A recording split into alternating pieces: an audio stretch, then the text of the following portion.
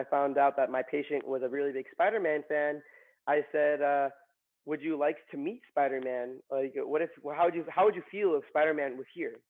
And he was 6 years old, and he had a really complex case. And my nurse manager allowed me to be Spider-Man. So I got changed in the nurses station, and I'm all suited up, and I do my spider web, my spider crawl into his room. I hit a backflip and start like spinning my webs, and his face was ecstatic. Like imagine like a 6-year-old with a big smile on his face, and he's just sitting up in his hospital bed, and he just can't believe that Spider-Man is in his room. He has a Spider-Man doll right here. He's wearing Spider-Man pajamas, and it was amazing.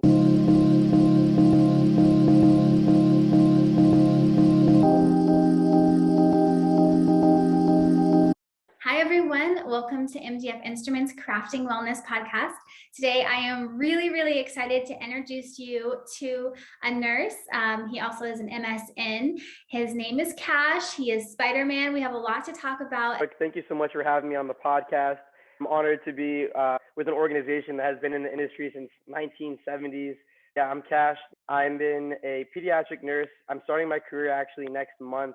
I have been in nursing school for like the last 2 years. I'm originally from New York. Did you grow up in New York? I think I saw that. It looked like on your page that you were born and raised in New York. Yes.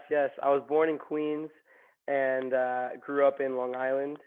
And I'm Puerto Rican, Ecuadorian family, big family-oriented guy. Yeah, Puerto Rico is beautiful. I've actually been there because MDF Instruments has a factory there. And so a lot of the owners of the company, they all live in Rincon, Puerto Rico. So I've been there and it is absolutely gorgeous. Oh my gosh, that's amazing. I actually saw that on your website and I got so excited. Okay, so you're from New York, born and raised, big family guy. I have to ask, how did you get into nursing? Pediatric nursing specifically as your specialty, and also just, did you always know you wanted to be a nurse? I kind of just want to hear the story of how this came to be. So I have my family, I would say, is definitely in the medical field. I have uncles that are dentists. My brother's an eye doctor, but those specialties never really like interest me as to like really pursue them. But I've always had like a keen for science and wanting to help people. So as I was in college, I majored in public health, and that really opened my eyes to more of a community level help, which is why when I saw that MDF does like provide supplies for like mission trips, that was something that really interested me. Because I studied abroad in Costa Rica and was able to do public health mission trips over there. And I think so that kind of opened my eyes more to a community level helping. I knew that nursing would be something that would definitely suit me for like my personality, my like love for science and helping people. And then as I was going through nursing school, I found that my clinical rotation was amazing. I went to school at Johns Hopkins School of Nursing in their entry into MSN program. And I'm in the pediatric clinical, right? And the experience of being able to think and bring imagination to children and then quickly transition to speaking like in a professional manner to the caregiver or parent of the child was something that I loved that challenge of being able to go back and forth in that way. So I think that's definitely something that pushed me towards pediatrics. So it sounds like you kind of discovered pediatrics and your love for it, like on your journey into becoming a nurse. Is that right? Yeah, I would say that was definitely more of a like more concrete because prior to nursing school, I've actually never had like clinical experience. Like I never stepped foot in a hospital. The only time I was actually in a hospital was when I was volunteering. I was at Morgan Stanley Children's Hospital in their Charters Kids Club Summer Sizzle event. It's an organization where for children, a sibling program for the siblings of the sick child that's in the hospital. And I've been volunteering there since I was like 12. It's in Washington Heights. So I think actually that was like my first pediatric experience, but in a non healthcare way. And that was more of like a child life, like supportive entertainment way.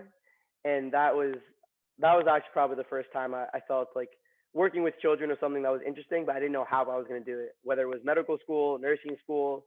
But I think Charters Kids Club, I definitely would praise them for opening my eyes to working with children. But for what I've seen, you have a really great personality for inspiring and obviously you're very kind. And I think that would make children feel safe. Let's take it back to how this journey kind of began. So you went to college, you got your bachelor's, and then you went into nursing school. Kind of guide us through what this process has been like for you to become a pediatric nurse. So I did my 4 years of college, and of course, it wasn't like the traditional like BSN route. I didn't know I wanted to be a nurse until maybe junior year of college. So I did my bachelor's degrees in public health and was taking prerequisite courses my junior year, senior year, and one more semester after I graduated. And then I applied to different programs. I was looking at accelerated BSN programs, and I didn't know that Johns Hopkins had an entry into MSN program. And what that basically means, Brooke, is people that have a bachelor's degree in something non-nursing, and they do the prerequisites, and there's like you need like 3 letters of recommendation. You could apply, and it's a 20, I think like a 22-month program, and it was so cool because I got to meet people that were 10 years in like a completely different industry, or people that were in the Peace Corps, or people that were starting out like me, where they did college and then they realized they wanted to do nursing like right away. And you after that those 22 months, you graduate with a master's of science in nursing, and then that makes you eligible to sit for the NCLEX RN. So a lot of people think they have an NP license, but I think that was like I think it's like it's a master's level RN license, not a master's level NP license. And how does that transition to pediatrics? Um, from there, once you graduate, you could decide what other specialty you want to do. I really enjoyed my pediatric clinical at Johns Hopkins Hospital, and but you could do any kind of specialty. I have friends that are in the emergency department, psych units. I have some friends that are doing like operating room, outpatient stuff. So from there, you just kind of choose which one you want and just apply as a new grad. Yeah, I've really been learning a lot about the healthcare industry and just especially in nursing, all the different paths that you can take to get to where you want to get to. It's not always just this like one linear way of doing it. Exactly. Yeah, and it's so interesting because I feel like everybody I talk to, it's a different way. They found a different way. It's not the same way. Like nobody does it the same way.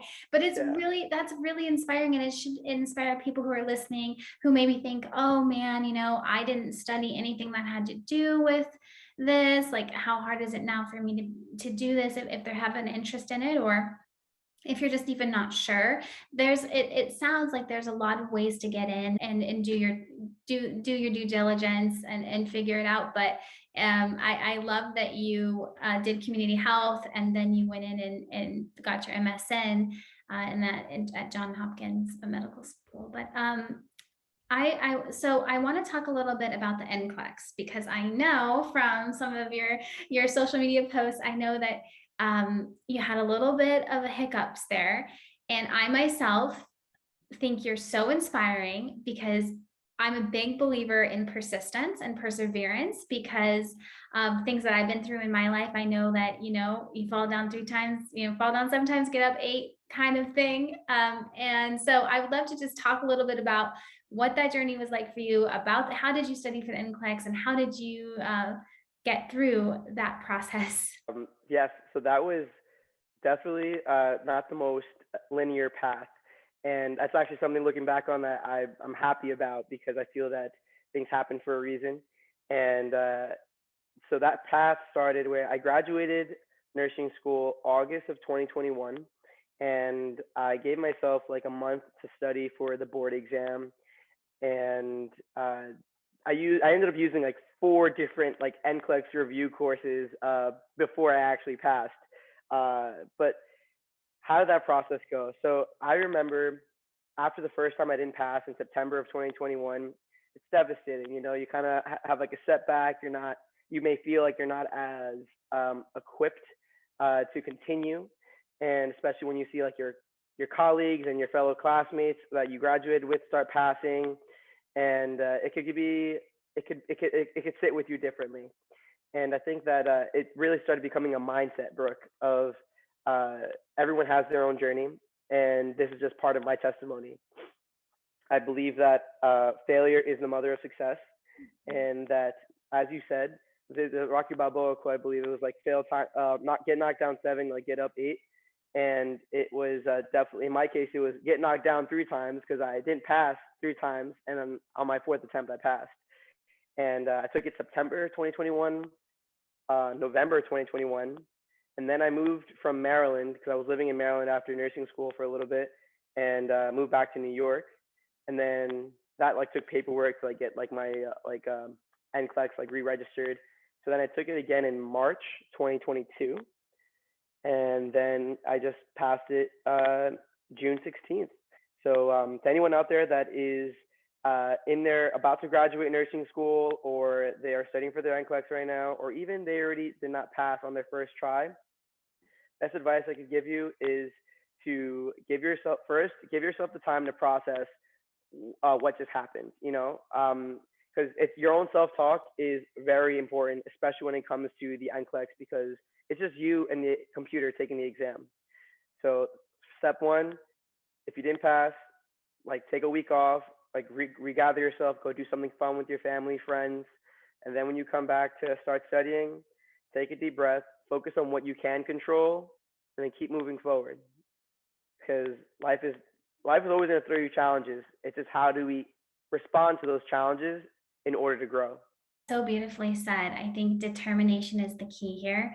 If you want something and you want to go after it, don't take no for an answer. Keep going, keep pounding that pavement until you get that yes, because you can do anything you set your mind to. I'm a big believer of that, big proponent of anything you can set your mind to, you can achieve, but it's not always easy. It's not going to happen the first time necessarily, or the second or the third, but how bad do you want it? And how bad are you going to fight for what you want? And I think for you, I can imagine that it's a very sweet victory, and that you earned it. And I'm sure you're so proud of yourself. And I hope you are. We're proud of you. And I know that your family must be also very proud of you. But I would love to just hear a little bit about the changes that you made each time you went. It's hard. I talked to nursing students or veterinarians who are trying to get into vet school. We talk about this a lot of times because sometimes, they don't get in the first time, and their mental health wise, it can take a real toll on their self-esteem, their confidence. They start questioning whether this is for them, whether they should be doing this because it wasn't hard for their friend.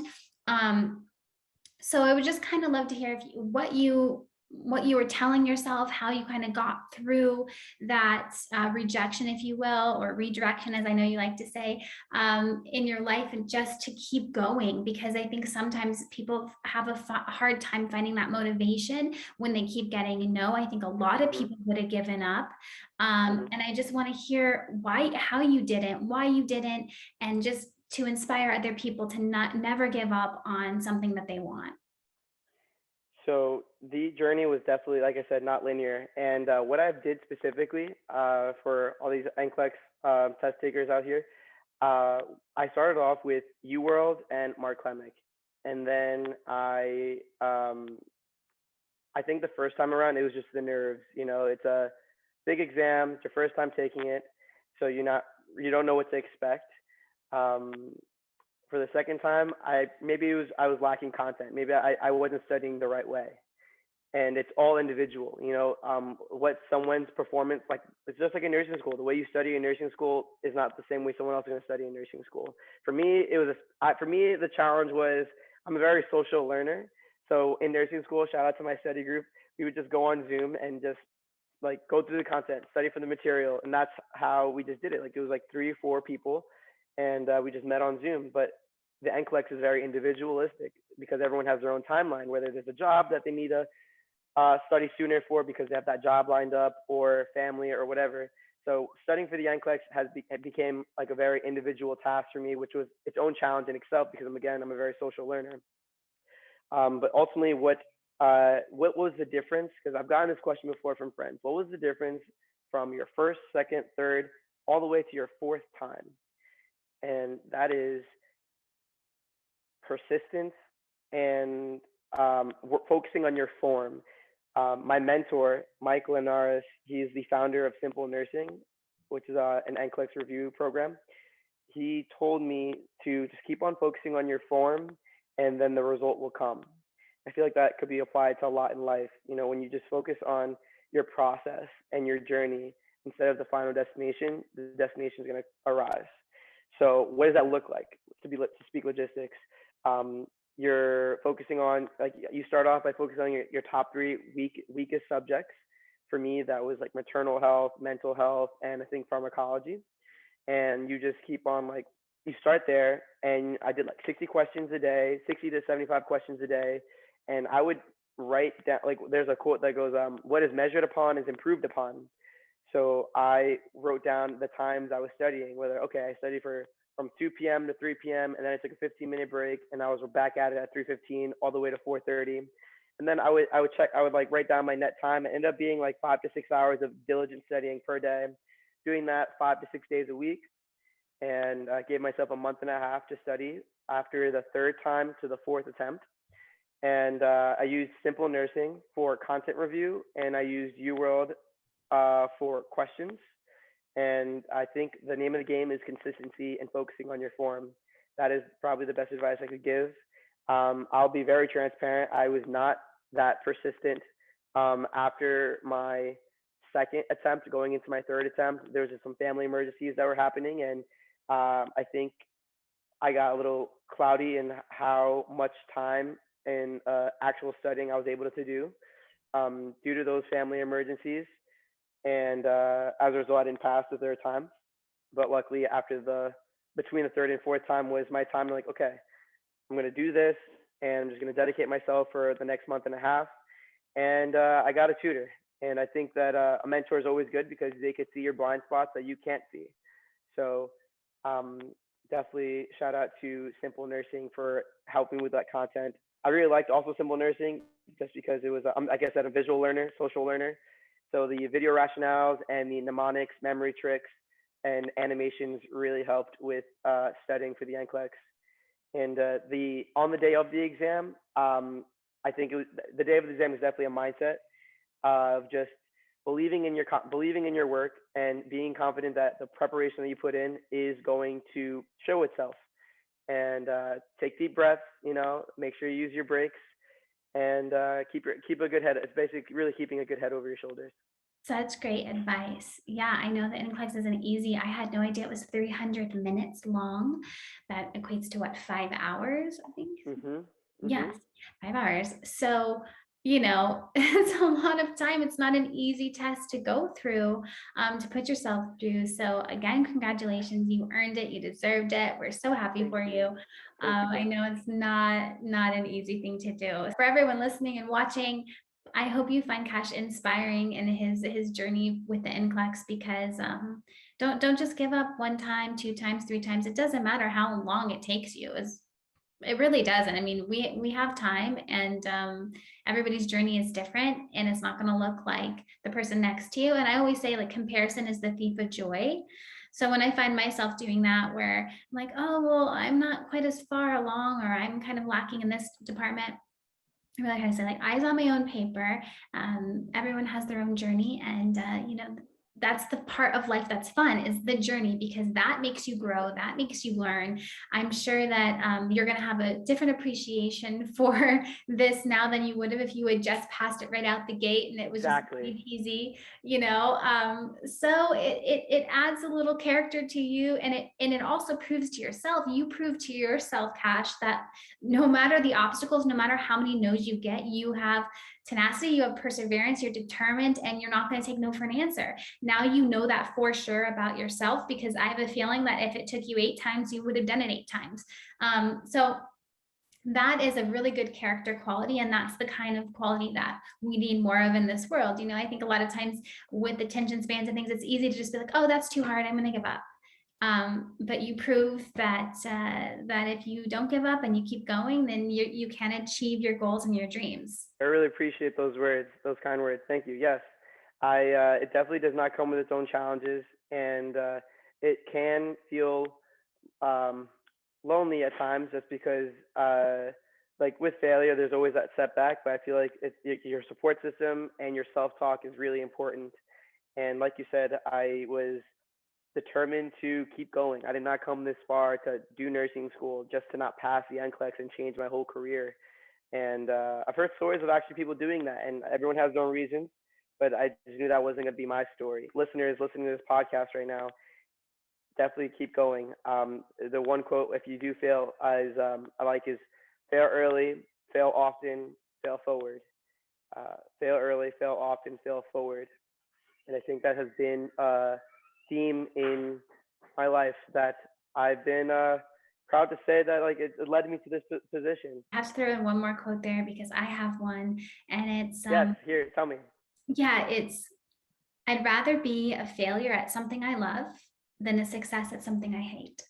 And I think that that's a really good way that in my life that I've gotten through things that have been challenging or hard. When I fail at something, I'm like, well, I would rather fail at this knowing that that's where my heart is set, that's where I'm going, that's where I'm determined to be, and fail at that and keep trying than do something just to do it because I can, and maybe don't like that. And maybe that's not actually my passion.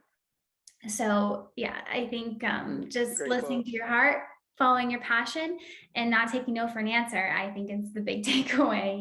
That's a great quote. I like that, and I think it's when you have a strong enough why. That's my other mentor. Was my one of my professors, Dr. Jennifer Molesky. She always, after I failed the first time, she was like, she one of the things she said was like remembering your why. And I feel like if you have a strong enough why, that's gonna keep you going to what your ultimate goal is. And it really is a mind game, a mindset game, studying for the NCLEX, especially after a failure, then especially after another failure, and then one more failure because there were three. Oh, it's just all part of my testimony. If I could just inspire another student, another nursing grad to never give up on their goal, even though as cheesy as that sounds. But if I let one failure dictate how I was going to spend the rest of my life, I would have been a completely different scenario than I am right now. Okay, I want to switch gears a little bit and I want to talk about Hmm. two things. I noticed that people call you the back flipping nurse. Is that the right term? Wait, hold on. Yes, Is that it? the Okay. backflipping nurse. Yeah, The yeah, that's bad it. looking nurse. So I need to hear, why are you called this? Why is that your nickname? And then secondly, I want to talk about Spider-Man. So let's get into backflipping nurse. They might intertwine here. I don't know. But for anyone listening and watching who doesn't know, Kash over here has a Spider-Man journey as well. And I really want to get into talking about that because I know that can kind of connect into pediatrics. But it wasn't something that it seems like happened later in life. It seems like it's something that's kind of been following you since you were young. So let's dive in there. You did your research there. That was awesome, Brooke. Yes, I. So I. Something you may not know, Brooke, is I've been backflipping for like since I was like fourth grade. I think that's like 10. I don't know what grade fourth grade is, but I've been doing backflips. My mom taught me. She was a gymnast in high school, and we had a trampoline in my backyard growing up. And where has that evolved to now? Well, I've been called the international backflipper or the backflipping nurse. I did a Scandinavian tour a couple years ago, and on that tour, I was doing backflips in all the Scandinavian countries, and that was awesome. Creating that content and being a part of that journey. I think from there, just seeing how people interacted, whether you were, because I was interacting with people that didn't even speak English, but like being able to just like smile and like have that energy, personality, and doing backflips and seeing them do backflips or cartwheels, it was something that was really cool. Specifically, I was in Norway, and there was like this little girl that was doing backflips going down a hill. So I started doing backflips with her, and her mom and her siblings were all just like clapping, and we were just like having like a grand time in a park in Norway, and it all started from just doing a backflip. That was really funny. I need to clarify a little bit. What do you mean that you went on like a backflipping tour? Like, what does that mean? Like, what is it? I need to know. I had the opportunity and I had the time to just go to Sweden, Norway, Denmark, and instead of Finland, I went to um, Blue Lagoon. That's Iceland. Yeah, Iceland. And then I said Norway, I think. It was five countries. I'm missing one. But I just had the opportunity to go, and it was such an awesome experience. Just a different culture. Also, Denmark is a beautiful country. Definitely recommend it. That was like probably my most fun experience there. But that experience was just so cool. I just was able to. It was. I just did backflips there, and people loved it. And then I was like, let me do more backflips because it makes me happy seeing other people happy. And I think that kind of goes hand in hand with nursing. Like the giving aspect. So, okay, so are you doing backflips like in front of your patients to cheer them up? Like, how did you get the title the backflipping nurse? Or is that just, are you bringing this into your career like as well? Or is this just something you're doing outside of? No, I'm definitely going to bring this into my career. So how this started was like I said, I was doing a pediatric rotation, and the kids just really, I realized that to me, there's no greater feeling, like no greater fulfillment than being able to manifest an imagination so children can feel that they are a kid again outside of their diagnosis. And that's probably like the root of why I chose pediatrics. It's that journey. It's that bringing that imagination and making children feel like they're not their diagnosis, which has led me to want to pursue um, nursing, pediatric nursing.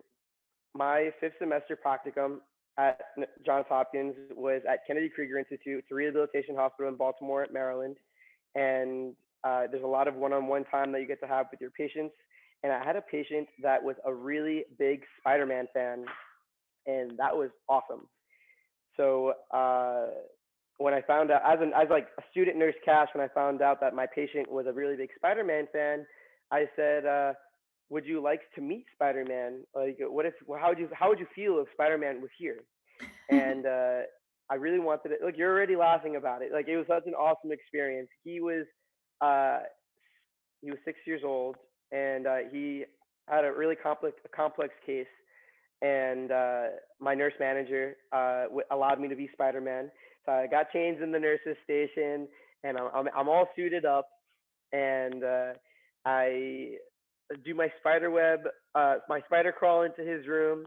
I hit a backflip and start like spinning my webs, and his face was ecstatic. Like imagine like a 6 year old with a big smile on his face, and he's just sitting up in his hospital bed, and he just can't believe that Spider-Man is in his room.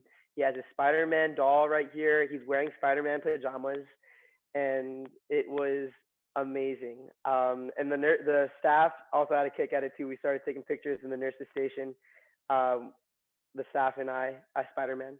And what was so cool too was, being able. I think this is what's a unique experience. Being able to be a pediatric nurse and Spider-Man allows something for this to happen. So I knew that the patient had his diagnosis left him with a weaker range of motion in his left arm, so he was only able to like move with his right arm. And as Spider-Man, like I knew that as student nurse Kash. So as I'm in there as Spider-Man, I knew to make sure to high five him with his stronger arm than his weaker arm, because again, I want him to feel like himself, not remind him of his diagnosis. So that was something that I knew as Spider-Man, but because I was Nurse Kash, not because I was just Spider-Man. And I think that's something that sets me apart, about that experience. So yeah, it was an awesome experience. That's so great. I love it so much. I think you need to be carrying that Spider-Man costume around with you everywhere you go, just in case, because you never know when you're going to need it. You never know when you're going to need to Yes. light a little child up like that. I mean, I imagine. But I Yes. did see a picture of you from back in the day when you were like 6 or so, it looked like, wearing a Spider-Man costume. So your love for Spider-Man didn't just like start. Tell me a little bit about your own Oh, little passion for Spider-Man here. yes. Oh man. I have been a Spider-Man fan since as long as I was able to put like my own clothes on. You're right. That is, I know exactly what picture you're talking about. So my mom, I don't know. It all started with Tobey Maguire's Spider-Man in like 2002 when that first movie came out, and similar to that kid in the hospital bed, I had like Spider-Man pajamas, Spider-Man lunchbox, Spider-Man like bedroom decorations. So I don't know. I've always been an active kid growing up, and seeing like this like web shooting, like backflipping superhero on screen was so cool. And I loved the story of Spider-Man, how he had this double life that no one knew. And I think that was I think that's kind of how that transcends to what I do now is I could be Nurse Kash and also be Spider-Man, and I could wear the mask and no one knows. It keeps the imagination alive for these children. And I love that you said, by the way, about make sure you carry that Spider-Man suit around. I actually used that as a talking point in my interview, my pediatric position that I'm starting next month, and it's so but maybe it could come across as inappropriate to talk about being Spider-Man in a professional nursing interview, but here it fits so well. I love this whole Spider-Man thing. I think it's amazing, especially in the specialty you're in with pediatrics. So you're going to be in the hospital working as a pediatric nurse. Are you going to be in the emergency room? So I'm going to be starting at Morgan Stanley, New York Presbyterian Morgan Stanley Children's Hospital. It's actually where I've been volunteering since I was like 12, doing Charna's Kids Club summer sizzle event that I was telling you about earlier. And that, like I said, that was like my first experience really like working with sick children and their siblings. So that is a hospital in Manhattan. I'm going to be specifically on a cardiac neuro med surg floor. So you were right earlier. I didn't have to work in a hospital. I could have been in a pediatric office, pediatric out clinic, outpatient office, or you could work in a hospital. I have friends that are doing a pediatric emergency department. That was a little too fast paced for me. So I'm really happy with where I'm at, which also I'm really excited we get to do this interview because you like cardiac, got to make sure like you could hear all the bells and whistles. It's actually I'm really excited too because my nurse manager said that this hospital, its cardiac unit has like the second most cardiac transplant patients like workload in like all of New York State, which I'm excited about. So I'll be exposed to kids with cardiac defects, cardiac transplants, and for neuro side, I know that specifically I'll be working with like seizure disorder patients. Okay, yeah, that's really helpful. That clarifies something for me. I kind of have a better picture of what it is you're going to be doing. Okay, so I know that you've been volunteering since you were 12, working with sick children. So I can tell you're a really positive person, but I would love to hear a little bit about, I know that being around children who are sick isn't always the easiest thing because you're going to feel a lot of things when, they're sick. So mental health wise, how do you unplug from that? How do you get through the harder days? Just for anybody listening or watching who might have their own hard days in their profession or specialty, do you have any advice or any tips on how you get through those harder days? I personally, I've realized that practicing mindfulness has been a very helpful thing for me, especially on this NCLEX journey. So practicing mindfulness could look like a lot of different things. It could be yoga, it could be meditation. Mindfulness is just practice to create more clarity and practice being present. So for me, I see that as taking a run. And I've actually realized that running with no music has been a game changer because I usually always run with music, but I find myself being so like caught up in like what the song is or like clicking play or something. But if I'm running without music, I find myself just being more attuned to my environment, hearing the birds like chirp, like feeling the wind. So I like running. I've always been an athletic guy. So other ways I like to is I'm a big family person, like I said. So I really enjoy kicking it back with my family or friends and watching a movie, going out. Um, Although there are times when I just want like to watch TV by myself, do something by like just like no noise, no noise. So those are ways that I create balance with a mentally stressful day. And I think too, being Spider-Man and coming in when those children are not feeling well or having a hard time, like that's going to be the silver lining. That's going to be a positive spin on things because we can't control what we can't control, but we can make things better. The experience doesn't have to be horrible all the time. Even if you're going through something horrifying or difficult, I think there's always a positive side you can take where you can just at least bring some sort of light and hope and love into something because that's what we're here for. We're here to make the world better. And I think just making someone smile even for a minute is, Exactly. is changing their life, it's changing their day, and bringing a new energy into things. And I can tell that you are very, I know I've said this a few times, but you're a very positive person, I can tell. So I'm sure that just being around you does change a mood, does change a room. I really appreciate you saying that. It's been a great journey to impact just like I don't know, like nursing school friends and now these patients. I'm really looking forward for this next journey. It's gonna be a great one. A lot of learning is gonna happen. I want to know, what are your needs for a stethoscope? Because now you're going to be in the cardiology section. You're going to be doing pediatric cardiology specialty. You go. What is your need for a stethoscope? I ask because obviously you're going to want a cardiology stethoscope, but are you going to be using primarily a pediatric attachment, or will you also need like infant attachments? It's a great question. I know that my unit is all age range from 0 to 18, so definitely will be changing the attachments when I listen for like heart murmurs and cardiac heart sounds. So, and I know that MDF has a wide range of equipment for that. So, I definitely would be looking more into that because, yes, you're right. There we are. Like the way I'm going to assess like a 2 month old is going to be different than I assess a 15-year-old. I think for you, procardial titanium stethoscope, because it's going to be lightweight. So being at, all day having it around your neck or in your pocket, it's not going to be really heavy. And then it'll have the attachments. It'll have pediatric, it'll have adult and infant as well, just in case you need it.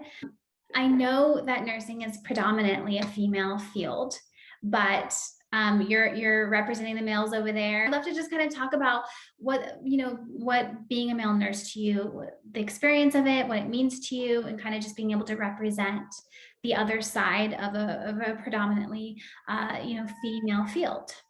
So my Instagram, Nurse Kash, started it because, well, I'm part of a growing segment in my industry. For example, in 1977, there were 27,000 male nurses compared to 1.3 million female nurses in 1977. Now, fast forward to 2018, there were 310,000 male nurses and 3.3 million female nurses.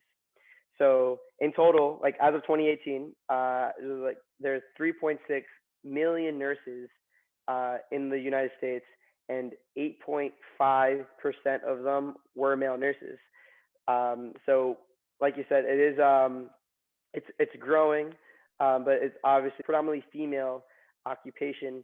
So I wanted to create my name to be something that represents like something different, something that's growing. So that has been a really unique experience. I actually, my to answer the question of how does it feel, I've actually kind of it was I walked into it feeling kind of like normalized by it because in high school I was a wrestler in high school and a little bit of college, but my senior year of high school, along with wrestling, I did cheerleading, and that was my first experience being like a guy on a predominantly female. Like I was only the guy. I was the only guy on the cheer team, and that was a unique experience for me. Really, like was my first time working with like a whole bunch of girls, being like 17 years old.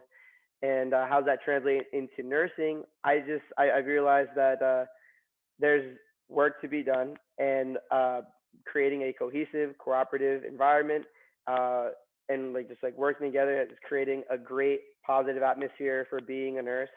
And I feel that being a part of this growing segment in the industry is a very unique, special time to be a male nurse. With the COVID-19 pandemic, there are a lot more guys that want to go into the nursing sector and become male nurses. And I think that's really exciting. So there's a lot of room for growth in this industry. A lot of room for growth. I think as people start to do it, people like you just inspire other people, younger people who look up to you. Maybe some of those sick kids that you help, you're impacting their life, and they look and they go, this is my superhero. I want to grow up and be a nurse one day. That's how it starts, and then when younger people have someone to look up to, that path becomes easier for them to follow. I think it's really important to show people what you can be, and to say, hey, a little kid looks up to you and says, oh, I want to be like Kash. I want to be a backflipping nurse like Kash. You can inspire and help me and make me feel better. I had one emergency medicine doctor on when he was a kid. He went to the doctor and he was sick, and the doctor, fixed him. And I think it was just with medication. He had an allergy reaction or something like that. And he thought doctors were magicians. He's like, when Wow. I was a kid, I thought it was magic because I wasn't feeling good. And then all of a sudden, Yeah. this doctor came and gave me medication, made me better. And I thought, I want to grow up and I want to be a magician like him. Wow. And that's how these stories start. A lot of people that I talk to, they're inspired by things that happened to them in their lives. Someone cared for their loved one or cared for them in a way that moved them and made them feel safe and said, I want to make other people feel that way. So thank you for doing what you do and going out there and kind of saying, hey, being proud and awesome to see. I would love to also just, I would love for you to drop your social media handle, just verbally say it out loud and then also spell it for everyone who's listening in case so they can know how to spell Kash. It's with a K, not a C. Yes. So just kind of just go through that for everybody so that they can find you. So you could find me on Instagram and TikTok at Murse, MURSE, Kash, KASH, all together. So you could find me there, content related to my nursing journey, NCLEX related content, and my pediatric story. So looking forward to seeing you on there. Definitely a couple backflips in the near future. Well, They're Kash, good. thank you so much for joining our MDF Instruments Crafting Wellness podcast. It has been such a pleasure having you on, and we're really excited to continue following your journey. Thank you so much, Brooke, and thank you so much, MDF, for all of your support and having me on.